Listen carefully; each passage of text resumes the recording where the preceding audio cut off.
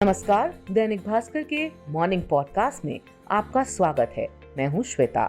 आज आषाढ़ मास के कृष्ण पक्ष की चतुर्दशी और 8 जुलाई गुरुवार का दिन है। देश और दुनिया की खबरों में सबसे पहले बात करते हैं उन खबरों की जो रही सुर्खियों में। भारत के इतिहास में पहली बार सबसे बड़ा कैबिनेट विस्तार किया गया। बुधवार शाम 6 बजे प्रधानमंत्री नरेंद्र मोदी के मंत्रिमंडल के 43 मंत्रियों ने शपथ ली। शपथ लेने के लिए 34 ने हिंदी को और 9 ने अंग्रेजी भाषा को चुना। 1.5 घंटे चले शपथ ग्रहण समारोह में 36 नए मंत्रियों ने शपथ ली। मौजूदा मंत्रियों में से 7 को प्रमोट किया गया है। अगले साल फरवरी मार्च में 5 राज्यों में चुनाव होने हैं। उत्तर प्रदेश, पंजाब, उत्तराखंड, गोवा और मणिपुर में चुनाव होंगे। कैबिनेट विस्तार में इनमें से उत्तर प्रदेश पर सबसे ज्यादा फोकस रहा। विस्तार में शामिल 36 नए चेहरों में से 7 अकेले उत्तर प्रदेश से हैं। इसके साथ ही यहां से आने वाले कुल मंत्रियों की संख्या बढ़कर 16 हो गई है। मोदी कैबिनेट में यूपी के मंत्रियों की ये सबसे बड़ी संख्या है। वहीं गुजरात से भी 3 मंत्री बनाए गए हैं, जहां अगले साल के आखिर में चुनाव होने हैं।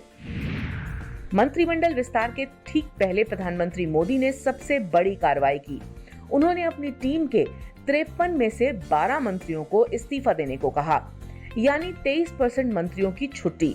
ये अब तक किसी भी प्रधानमंत्री द्वारा कैबिनेट विस्तार से पहले की गई सबसे बड़ी कार्रवाई है। जिन पर कार्रवाई हुई उनमें प्रकाश जावड़ेकर, डॉक्टर हर्षवर्धन और रविशंकर प्रसाद जैसे तमाम दिग्गज नाम शामिल थे। ज्यादातर को उनके खराब प्रदर्शन के चलते बाहर किया गया। कुछ के इस्तीफे के पीछे उम्र ज्यादा होने की वजह भी रही। कैबिनेट विस्तार के 2 घंटे के भीतर ही प्रधानमंत्री मोदी ने नई टीम को विभागों का जिम्मा भी सौंप दिया। गृह मंत्री अमित शाह को सबसे नया मंत्रालय मिनिस्ट्री ऑफ कॉर्पोरेशन यानी सहकारिता मंत्रालय दिया गया। हार्वर्ड से पढ़े ज्योतिरादित्य सिंधिया को एविएशन मिनिस्ट्री और आईआईटी से पोस्ट ग्रेजुएट अश्विनी वैष्णव को रेल और सूचना प्रसारण मंत्रालय सौंपा गया। स्वास्थ्य मंत्रालय अब डॉक्टर हर्षवर्धन की जगह मनसुख मंडाविया संभालेंगे। बॉलीवुड के दिग्गज अभिनेता दिलीप कुमार का बुधवार को सुबह करीब 7:30 पर निधन हो गया। वे 98 साल के थे। उन्होंने मुंबई के हिंदुजा हॉस्पिटल में अंतिम सांस ली। उन्हें मुंबई के जुहू कब्रिस्तान में सुपुर्दे खाक कर दिया गया। मुंबई पुलिस के जवानों ने फायर कर दिलीप कुमार को आखिरी सलामी दी। दिलीप साहब की पत्नी सायरा बानो ने भी कब्रिस्तान पहुंचकर उन्हें आखिरी सलाम किया। ये तो थी प्रमुख खबरें। अब फटाफट कुछ हेडलाइन सुन लीजिए। एलजेपी पर अधिकार की लड़ाई में स्पीकर के फैसले के खिलाफ दिल्ली हाई कोर्ट गए चिराग। कहा, पारस हमारी पार्टी के सदस्य नहीं, उन्हें संसदीय दल का नेता किसने बनाया।